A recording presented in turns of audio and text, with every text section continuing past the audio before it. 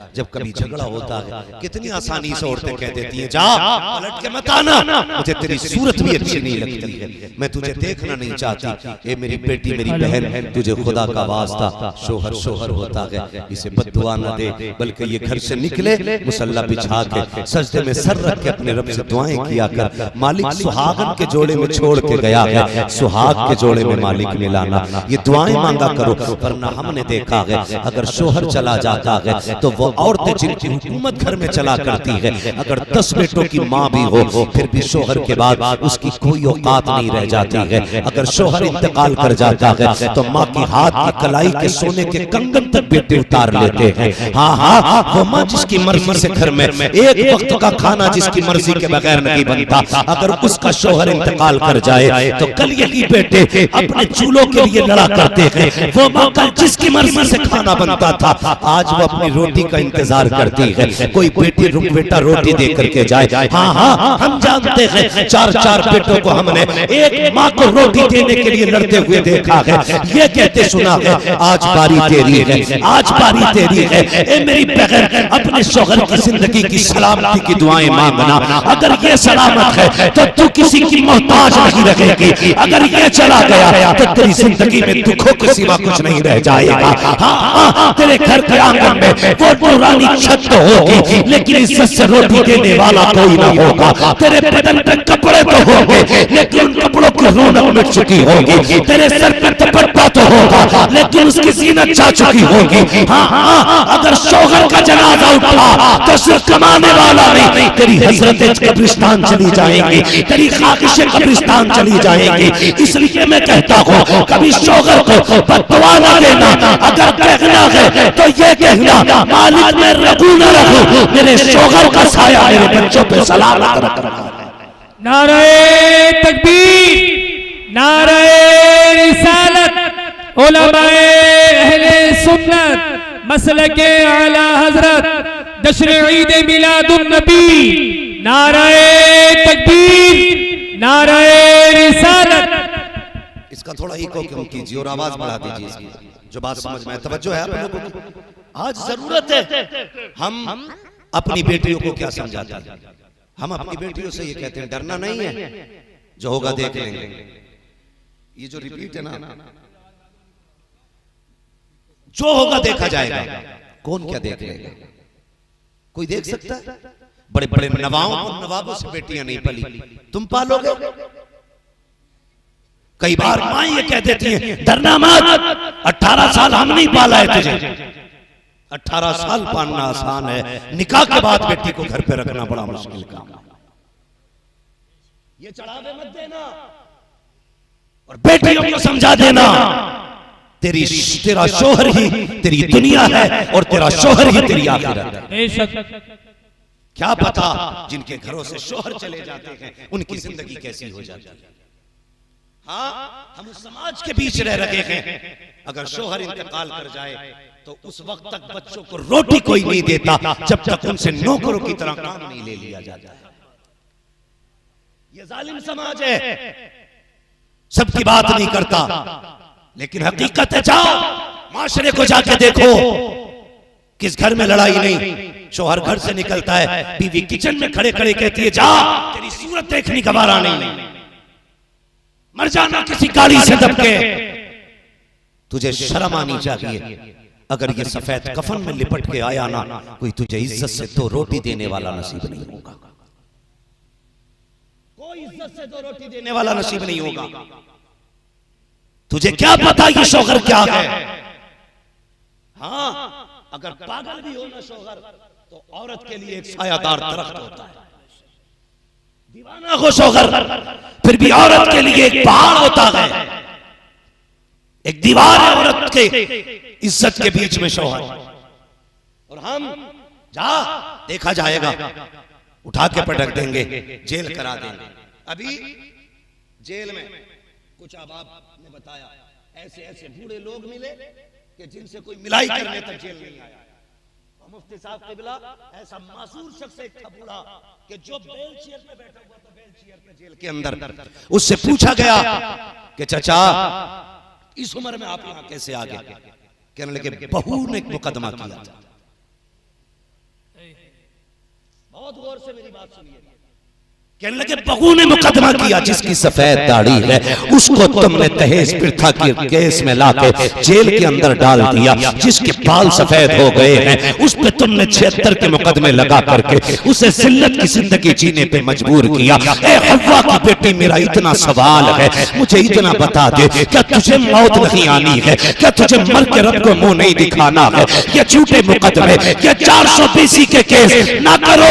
ये दुनिया के दुनिया यहाँ पैसे की चलती है, लेकिन वहां पैसे की नहीं चलेगी, वहां उसकी चलेगी जिसके साथ हक होगा, जिसके साथ सच होगा, जिसके साथ रब होगा, वहां उसकी चलेगी। जो जालिम होगा वो तरसेगा और जो मजलूम होगा वो फख्र से सर उठा के खड़ा होगा। बेशक, सुभान अल्लाह, सुभान अल्लाह। इसलिए डरना आखिरत से, जिसके दिल में आता है मुकदमा कर देते। ये मुसलमानों की कहानी है, जाओ जेलों में जाके देखो।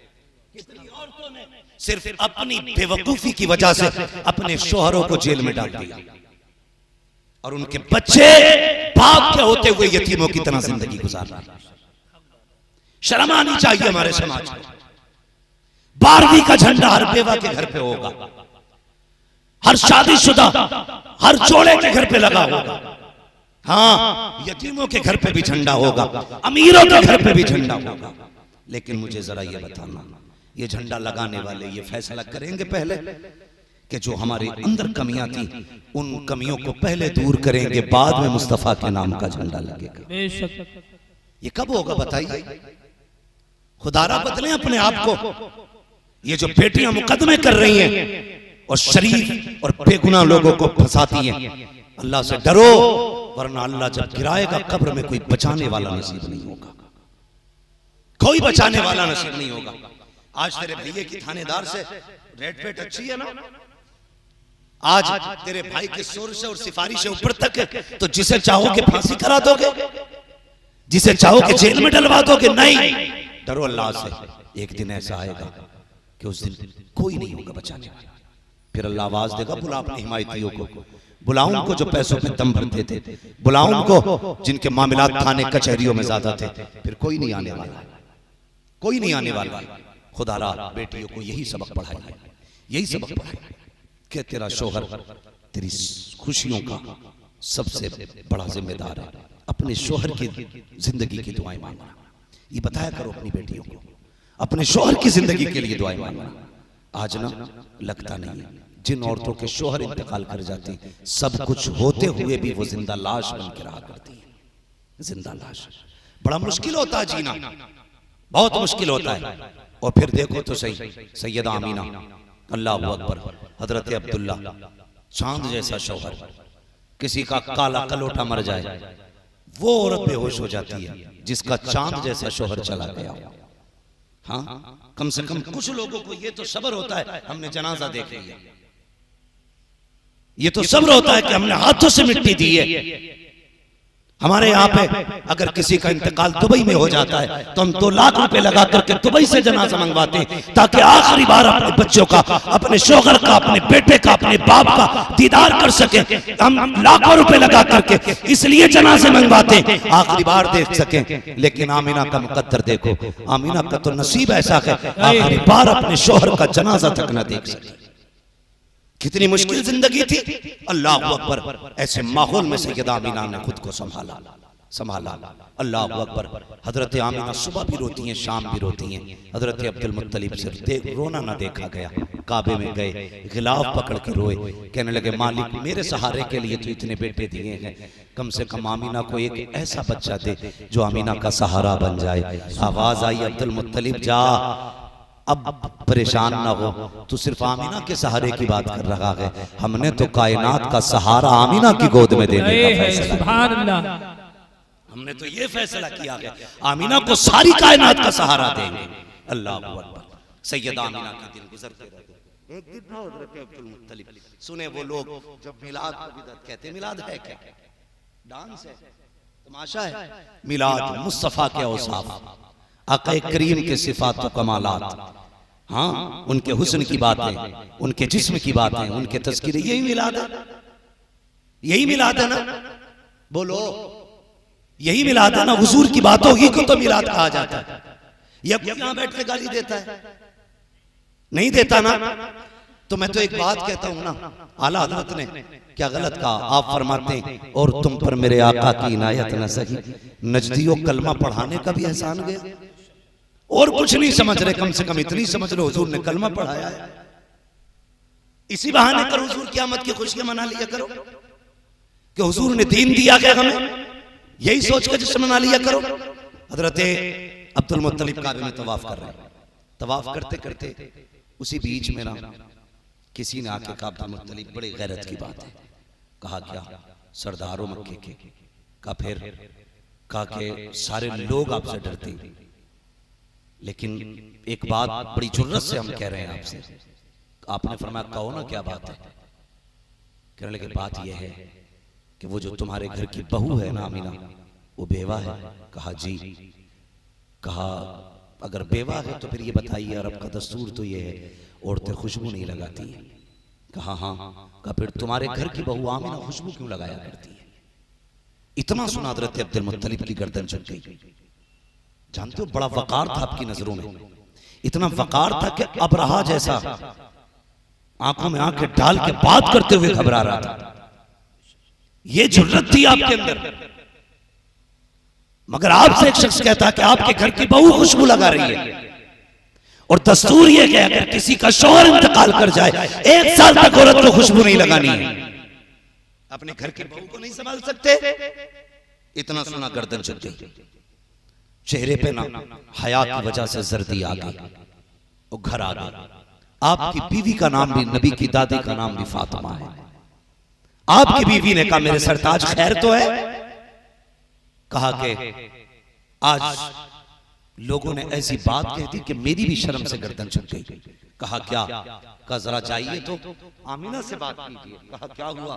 कहा सुना है आमीना कोई खुशबू लगाया करती है, आमीना कोई खुशबू लगाती है। कहा किसने कहा? कि मक्के में सारे लोग बातें कर रहे हैं।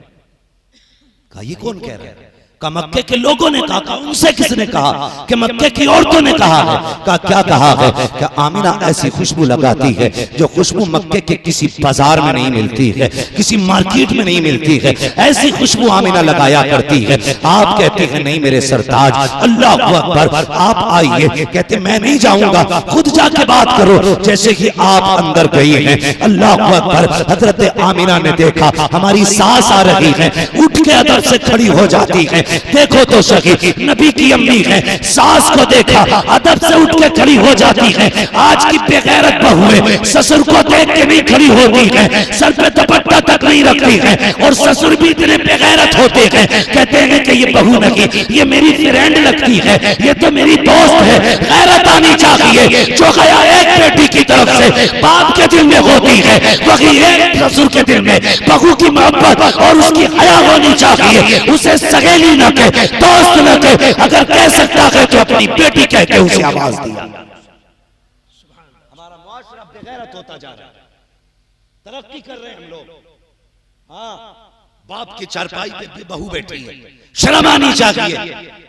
ये अदब के खिलाफ है। नबी की अम्मी अपनी जगह से उठ के खड़ी हो गई, ससुर नहीं सास आ रही, हया से सिमटी।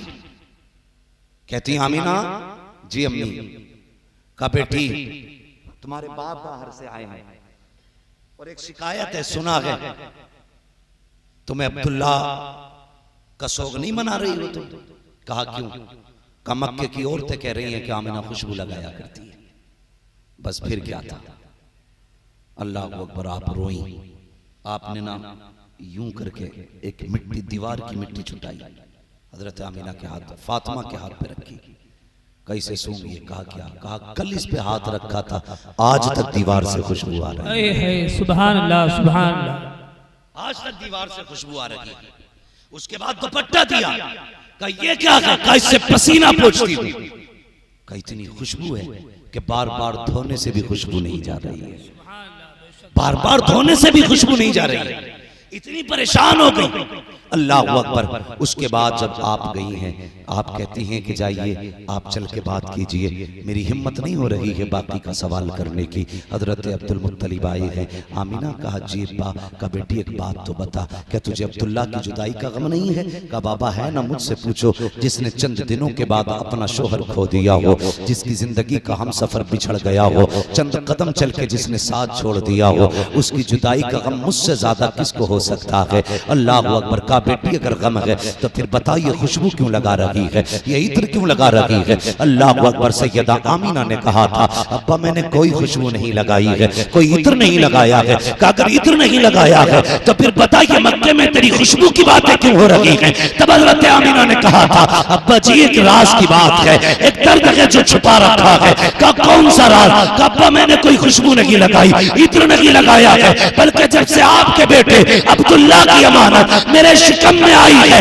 मैं जिन गलियों से गुजरती हूँ वो गलियां भी खुशबू से महक जाया करती हैं। नाराए तकबीर, नाराए रिसालत, उलमाए अहले सुन्नत, जश्न ईद मिलादुन नबी, नाराए तकबीर, नाराए रिसालत।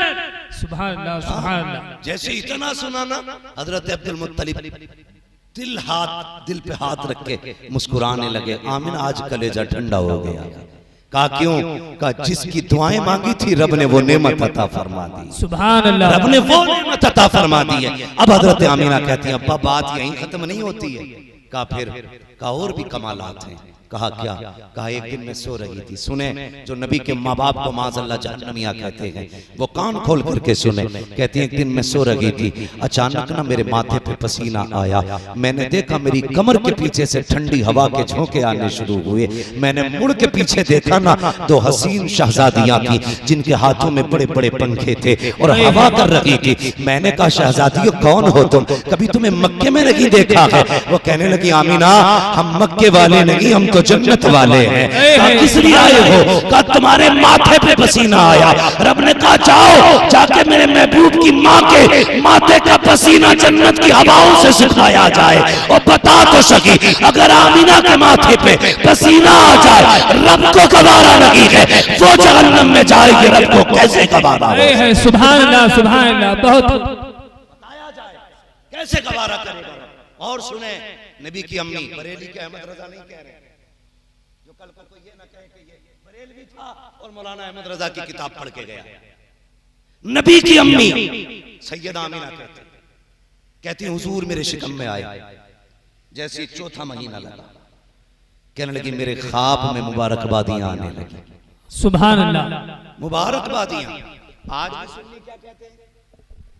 सरकार की आमद, अल्लाह आपके लहजे पे मुझे कुर्बान करे। ऐसा लग रहा है जैसे कि भूखे आके बैठे हुए सारे। बोल सकते तो बोले सरकार की आमद, माशाअल्लाह बोल सकते हैं। हाँ कलीम भाई अल्लाह आपको सलामत रखे। लगता है सबके बदले तो आप ही बोलते हैं। ठीक है जी, सरकार की आमद। ये पीछे वाले क्यों नहीं बोल रहे हैं? क्या सारे बरेलवी है ना? सारे सुन्नी बैठे, जितने बैठे जरा हाथ उठाए। करवट में देखो किसका नहीं उठा है। जिसका नहीं उठे अल्लाह करे उसका हाथ मलकुल मौत उठा ले आके।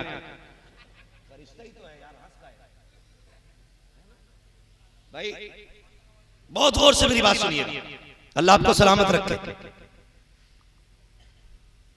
मुबारकबादियां आने लगी। अल्लाह अकबर। अगली बात सुनिएगा। फरमाती हैं अब्बा आपको क्या बताऊं, जब मैं रास्तों से गुजरती हूं ना तो जो दरख्त है ना ये सजदों में गिर जाया करते हैं। ये छोटी छोटी जो घास है ये भी बोलती है। हजरत अब्दुल मुत्तलिब देख रहे हैं घास बोलती है। बाबा घास नहीं, ये जो बड़े बड़े पत्थर से लेके छोटे छोटे कंकड़ तक है ना ये भी मुझसे बात किया करते हैं। हजरत अब्दुल मुत्तलिब कहते हैं ये कब कहा? का अब्बा जी सुनिएगा, जब आप हरम शरीफ में चले जाते हो हाजियों की खिदमत के लिए, कभी कभी तो पानी भी घर से ले जाते हो। घर में पानी नहीं रहता है तो माँ मुझे भेजती है ले आमीना पानी लेकर के आ। अब्बा जी आप जानते हो मेरे शिकम में अब्दुल्ला की अमानत है, मैं पानी का बर्तन लेके जब चलती हूँ अब्बा मुझे ताज्जुब होता है कि दरख्त भी बोलते हैं। ये तख्त ये पत्थर ये कंकर भी बोला करते हैं। अब्बा जी जब मैं कुएं के किनारे जाती हूँ, सारी औरतें मोहल्ले की इंतजार करती होती हैं, वो लो आमीना आ रही है, सब ठहर जाया करती है। अब्दुल मुत्तलिब कहते हैं बेटी क्यों? का वो इंतजार करती है कि जब मैं पहुंच जाती हूँ उनका काम आसान हो जाता है। वो कहते हैं आमीना जरा करीब तो आ। का किस लिए? का जरा किनारे पे खड़ी हो, जब तू आ जाती है हमारा काम आसान हो जाता है। का क्या होता है? का जब तू किनारे पे आके खड़ी होती है सारा पानी उठ करके किनारे पे आ जाता है, हमें रस्सी डालनी नहीं पड़ती है, हम बर्तन भर लेते हैं। अब्बा जी सारी औरतें बर्तन भर लेती है, उस वक्त तक पानी नीचे नहीं जाता जब तक मैं हट नहीं जाती हूँ, और जब तक खड़ी रहती हूँ पानी भी बोलता रहता है। का क्या कहता है? का पानी कहता है अस्सलातु वस्सलामु अलैका या उम्म रसूलुल्लाह, ए नबी की माँ तुझ पर भी सलाम हो और तेरे आने वाले बेटे मोहम्मद पर भी सलाम। है सुभान अल्लाह सुभान अल्लाह। बेशक अल्लाह अकबर। हजरत अब्दुल मुत्तलिब बहुत खुश है, काश अल्लाह ने हसरत पूरी कर दी, हसरत पूरी कर दी। वो वक्त भी गुजरा, वो साथ सईद भी आई, और क्या कहती हैं अब्बा जी, मैं गुजर के जा रही थी, पानी का बर्तन मेरे हाथ में था, मैंने जिस पत्थर पर पैर रखा वो मोम की तरह मुलायम हो गया। सुभान अल्लाह। मोम की तरह का पत्थर। हैरत का उस दिन मैंने आंगन में से एक कंकर उठाया कि उसे फेंकूं, किसी के पैर में न चुभे। का जब मैंने हाथ लगाया ना तो पानी की तरह हो गया। मैंने कहा ये क्या हुआ, ये क्या हुआ? पत्थर मोम बन गया, कंकर मोम बन गया। का मैंने इतना कहा था, उस कंकर ने बोलना शुरू कर दिया। उसने कहा आमीना ठहर, शहजादे को आ लेने दे, अभी छोटे मोम हुए के बड़े बड़े मोम हुए। सुभान अल्लाह। का वो भी बोलने लगा शहजादे को आने दे, बड़े बड़े मोम हो जाएंगे।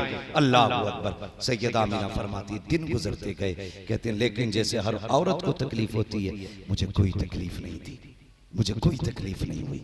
फिर वो वक्त भी करीब आया जिस रात मेरे बेटे की विलादत होनी है। तवज्जो है सारे लोगों की? विलादत होती। फरमाती मैं उस दिन तन्हा थी अपने घर में, मेरे घर में उस दिन चिराग में डालने के लिए तेल तक नहीं था। कहती आज मुझे अब्दुल्लाह की जुदाई का एहसास हुआ, ख्याल आया आज हो सकता है मेरे बच्चे की विलादत हो और घर में चिराग भी नहीं है। चिराग तो बड़ी बात है, कोई खातून नहीं जो मेरा साथ दे, मेरी हिम्मत बंधाए। ये सोच के आप रोई, कहने लगी काश अब्दुल्ला होते तो मक्के की कुछ औरतें मेरे पास होती, कौन जाए औरतों को बुलाने के लिए। अभी कहते मेरे दिल में ये ख्याल आया और मेरी आंख से आंसू टपक के अभी पलकों से जुदा नहीं हुआ था, मेरा पूरा घर रोशन हो जाता, पूरा घर रोशन हो गया। मैंने देखा मेरे घर में रोशनी अचानक, और मैंने देखा मेरे सरहाने कोई बड़ी हसीन और महजबी खातून खड़ी थी। मैंने कहा खातून तू कौन है? उसने कहा मैं जन्नती हूरों की सरदार हूँ। कहा किस लिए आई हो? कहा आमीना तेरी दाया बना के रब ने मुझे तेरे घर में भेजा है। कहा तेरी दाया बना के भेजा। फरमाती फिर मुझे एक प्याला पेश किया गया, कहती मैंने वो प्याला पिया, वो दूध से ज्यादा सफेद, शहद से ज्यादा मीठा और बर्फ से ज्यादा ठंडा, मुश्क से ज्यादा खुशबूदार था। कहते घूट मारना था, मेरे सारे दुख दूर हो जाते हैं। और उसके बाद क्या कहते हैं, सुने बहुत गौर के साथ, ये कुमकुमिया पे एतराज करते हैं, एक लाइट पे लोगों को एतराज है, हैरत होती। वो कहती हैं कि मैं लेटी हुई थी, मैंने देखा ना आसमान के सितारे मेरे सहन के इतने करीब आ गए थे कि मैं डरने लगी थी कहीं ये मेरे घर में गिर ना जाए। इतने करीब थे, मुझे गिरने का डर था, गिरने का डर था। कहते हैं सितारे करीब। फिर मैंने देखे मेरे घर के अंदर बड़े खूबसूरत परिंदे आए, उन्होंने मोती अपनी चोंचों में रख रखे थे और वो सारे मोती मेरे बिस्तर के चारों तरफ बखेरे गए। मेरा पूरा घर जन्नत बना दिया गया। अल्लाह अकबर। अब सुनिएगा, हम घर सजा ले तो पेट में दर्द। अल्लाह ने फरमाया जिब्रील जी रब्बे जलील का जन्नत को सजाने का हुक्म दिया जाए। मालिक जन्नत तो है ना सजी हुई चीज? कहा हाँ है, मगर हम चाहते हैं आज महबूब आने वाला है, जन्नत को हर दिन से ज्यादा हसीन बनाया जाए। सुभान अल्लाह। जन्नत को 16 श्रृंगार कराए गए और सजा दी गई जन्नत, सारे दरवाजे खुल गए। रब ने फरमाया जिब्रील रब्बे जलील का अब हमारी हम्द का मिंबर लगाया जाए। अल्लाह की हम्द का मिंबर लगा। हजरत मीकाईल ने हम्द का खुतबा इरशाद फरमाया, और जब हजरत मीकाईल ने खुतबा इरशाद फरमाया, जन्नत की हर शय वजद में घूम रही थी, वजद में झूम रही थी हर शय। हजरत जिब्रील अमीन को रब ने हुक्म दिया, जिब्रील जी रब्बे जलील, काबी काईल इसराफील इजराइल, चारों फरिश्ते चलो और अपने साथ एक एक लाख फरिश्ता लेकर के आमीना के दरवाजे पे पहुंचो। मालिक किस लिए का महबूब आने वाला है, उसकी आमद का प्रोटोकॉल होना चाहिए, वेलकम इस्तकबाल होना है। चलो सब एक साथ इकट्ठे होकर के अल्लाह अकबर, चारों फरिश्तों को हुक्म दिया जा रहा है। हजरत जिब्रील ने 1 लाख फरिश्ते लिए, मीकाईल इसराफील ने लिए, हजरत इजराइल रुक जाते हैं, ये फरिश्ते आने लगे। हजरत इजराइल रुक गए। रब ने फरमाया इजराइल तुम क्यों नहीं जाते हो? अर्ज करते हैं मालिक मेरी ड्यूटी बड़ी सख्त है, तेरा फैसला तो ये है जब मौत का वक्त आना है तो मौत अपने वक्त से न 1 मिनट पहले आ सकती है न 1 मिनट बाद में आ सकती है। मेरी ड्यूटी इतनी सख्त है, ए मेरे परवरदिगार, आज कितने बच्चों को यतीम बनाना है, कितनी औरतों को बेवा बनाना है, कितनी माओ की गोद से उनका सहारा छीनना है, कितने बूढ़ों के बुढ़ापे की लाठी लेके आनी है, कितने घरों का चराग बुझाना है, कितनी औरतों की मांग का सिंदूर साफ करना है। ए मेरे मालिक, अगर मैं भी चला गया आज मेरी ड्यूटी का क्या बनेगा? रब ने फरमाया मलकुल मौत, तुम नहीं जानते क्या मेरा महबूब आने वाला है, और जानते हो जब तुम किसी बच्चे को लेके आओगे तो माँ रोएगी, बच्चों को लाओगे तो बाप रोएगा, बाप को लाओगे तो बच्चे रोएंगे, माँ को लाओगे परिवार रोएगा। ए मलकुल मौत, आज महबूब आने वाला है। हम ये नहीं चाहते हैं किसी के घर से रोने की आवाज आए, हम ये नहीं चाहते हैं आज किसी की आंख में आंसू आए, इसलिए मलकुल मौत जाओ, आज हमने भी महबूब के सदक़े में तुम्हारी भी छुट्टी कर दी है। मरने वालों को आज जिंदगी की सौगात अता फरमा। सुभान अल्लाह, सुभान अल्लाह, बेशक बहुत खूब, बहुत आज मलकुल मौत की भी छुट्टी है, मरने वालों को जिंदगी दी जा रही है, मरने वालों को जिंदगी दी जा रही है। अल्लाह अकबर, सारे फरिश्ते आ गए हजरत आमीना की चौखट पे, हजरत आमीना की चौखट पे। अब बात लंबी होगी। हजरत आमीना फरमाती फखरज मिन्नी नूर, फिर वो साथ भी आई, मेरे बेटे की विलादत हुई। आपने क्या कहा? मेरे जिस्म से नूर निकला। आपने नूर का तज़किरा किया। आज लोग इस पे झगड़ रहे हैं कि हुजूर नूर है कि नहीं है। नबी की माँ जानती है नूर है, इस खड़ूस को नहीं पता है ना। बस मैं बात समेटने लगा हूं। हजरत आमीना कहती है फखरज मिन्नी नूर, मेरे जिस्म से नूर निकला, नूर निकला। और अब मैं अगली बात करूं, फरमाती सुने, हर माँ की ख्वाहिश होती है कि अपने बच्चे को देखे। हर माँ चाहती है वो ये देखे इसकी आंख कैसी है, इसकी नाक कैसी, इसकी पेशानी कैसी है, गया किसे है, हाथ पैर कैसे हैं। कहते मेरा भी जी चाहता था, देखो मेरे लाल का माथा कैसा है, इसकी आंखें कैसी हैं, इसका चेहरा कैसा है, इसका बदन कैसा है। फरमाती हैं मैंने जब उसको देखा, अल्लाह अकबर, कहती हैं लम्मा वदातु, जब मैंने अपने बेटे को जना और उसकी तरफ मैंने निगाह डाली, काना मकबूलन, मेरे लाल की आंखों में सुरमा लगा हुआ था। फरमाती मेरे लाल की आंखों में सुरमा लगा हुआ था, मधुनन बालों में तेल लगा हुआ था, मखतूनन खतना शुदा पैदा हो रहे हैं। अगली बात कहती है मगसूलन, गुस्ल करके तशरीफ ला रहे हैं, मुअत्तरन, इतना ऐसा लगा है मेरे घर में विलादत हो रही है, खुशबू मक्के की सारी गलियों में फैलती जा रही है। सुभान अल्लाह। कहती है काना आते ही मेरे लाल ने सजदे में सर रख दिया था, सजदे में सर रख दिया था। कोई है ऐसा जो इस शान से आया हो, मगसूलन, जो गुस्ल करके आया हो। ओ यार कोई दूल्हा बनता है तो किसी को बाप नहलाता, भाई नहलाता है, तो जगह को बड़ा सरीचन नाई नहलाता है, जिसे खुद नहाने की जरूरत हुई वो दूल्हा को नहलाता है और फिर उसके बाद बैठाया जाता है। सोचो तो सही, दूल्हा को दो लोग नहलाते हैं ताकि दूल्हा में कोई कमी ना रह जाए। रब ने अपना महबूब भेजा तो कितना सजा के भेजा, सुभान अल्लाह, कितना सजा के भेजा होगा। का महबूब सुरमा भी हम लगाएंगे, बालों में तेल भी हम डालेंगे, महबूब गुस्ल भी हम देंगे, आज दूल्हा हम बना के भेजेंगे। और जब दूल्हा बना के भेजा गया, कहती काना साजिदा, मेरे लाल ने सजदे में सर रख दिया है। अल्लाह अकबर। कहती हैं कि जैसे मेरा लाल आया, एक सब्ज रंग का कपड़ा आके मेरे लाल के सत्र पे पड़ गया। कहती मैंने अपने लाल का सत्र मैंने भी खुला हुआ नहीं देखा। अल्लाह अकबर। ये सरकार दो आलम सल्लल्लाहु अलैहि वसल्लम की शान है। इधर हुजूर पैदा हो रहे हैं, हुजूर हजरत अब्दुल मुत्तलिब काबे में तवाफ कर रहे हैं। तवाफ करते करते वो काबा झुका, फिर सारी बातें आप जानते हैं। आप बड़ी तेजी से ये सोचने लगे ये सब कुछ कैसे हो गया, ये कैसे हो गया। ख्याल आया झुका किधर का, घर की तरफ, फिर दौड़े अपने घर की तरफ। कई दिन से मेरे घर में कुछ अजीब चीजें देखने को मिल रही हैं, लगता है मेरे घर कुछ नया हुआ है। जैसे घर आए अपने दरवाजे पे जाना चाहते थे, अल्लाह अकबर, दरवाजे पे एक जवान ने यूं हाथ लगा रखा है, यूं हाथ लगा रखा, हाथ में नंगी तलवार थी। और जैसे अब्दुल मुत्तलिब अंदर जाना चाहते, उसने कहा ठहरिए, अंदर नहीं जा सकते हो? कहा ये मेरा घर है। कहा घर आपका होगा लेकिन आज नहीं जा सकते हो अभी। कहा क्यों? मुझे नहीं जानता, काबे का मुतवल्ली हूं। कहा ओके काबे के मुतवल्ली, हम भी रब की तरफ से भेजे गए हैं। कहा क्यों खड़े हो? कहा आज तुम्हारे घर में रब का महबूब आया है और उसका फैसला ये है, उसे देखने के लिए फरिश्ते आ रहे हैं। रब ये चाहता है पहले अर्श वाले देखेंगे, उसके बाद में उसका चेहरा फर्श वाले देखेंगे। नारे तकबीर, नारे रिसालत, उलमाए अहले सुन्नत हजरत अल्लामा मौलाना मुफ्ती हम्माद रजा साहब क़िबला, नारे तकबीर, नारे रिसालत। समझ गए बात? पहले अर्श वाले देखेंगे, फिर उसके बाद फिर बोल रहे उसके बाद फर्श वाले देखेंगे। जब इतना सुना तो दादा थे उछल गए खुशी से। दादा से ज्यादा खुशी किसी को नहीं होती। कहने लगे अब जाकर बताऊंगा मक्के में, मेरे घर आके देखो कौन आया। जब गए तो बोलना चाहते थे, अल्लाह ने ताला लगा दिया, मुंह बंद। कुछ बदअकीदा देखो यहीं से दलील उठा के देखो जब जा रहे थे ऐलान करने के लिए, अल्लाह ने ताला लगा दिया। मैंने कहा हाँ बेशक, मुंह बंद किया, बोलने की ताकत ले ली गई, नहीं बोल सकते, मुंह बंद कर दिया गया। वजह यह नहीं थी कि मिलाद का तज़किरा था, वजह यह थी मुफस्सिरीन फरमाते हैं इसलिए बना किया गया था कि ये महबूब का मिलाद है, काफिरों की गलियों में नहीं होगा, मोमिनों की गलियों में किया। सुभान अल्लाह। इसलिए बंद किया गया कि इनकी आमद के ऐलान काफिरों की गलियों में नहीं, ईमान वालों की गलियों में लगाए जाएंगे, इसलिए लगे थे। अल्लाह अकबर, खुदा की कसम।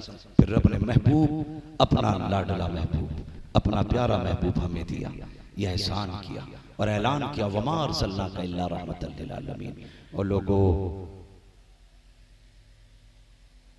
ए महबूब हमने आपको सारे जहान के लिए रहमत बना करके भेजा। हाँ, हुजूर को सारे जहान के लिए रहमत बना करके भेजा गया। लोगों ये समझो हुजूर आए हैं तो बहारें आई हैं। हाँ, वरना माँ की कोई इज्जत नहीं करता, बाप की कोई कदर नहीं करता, बहन बेटी क्या है इससे किसी को मतलब नहीं था। हुजूर आए तो बेटियां घरों में मुस्कुरा रही हैं, हुजूर आए हैं तो माओं को अल्लाह ने हमें वकार समझाया है, हुजूर आए हैं तो बाप की इज्जत का पता लगा है। हर वो शख्स अब मिलाद मनाएगा जिसको खुदा ने बाप की दौलत दी है या माँ की दौलत दी है या बहन जैसी नेमतें अता की हैं या बेटी जैसी रहमतें अता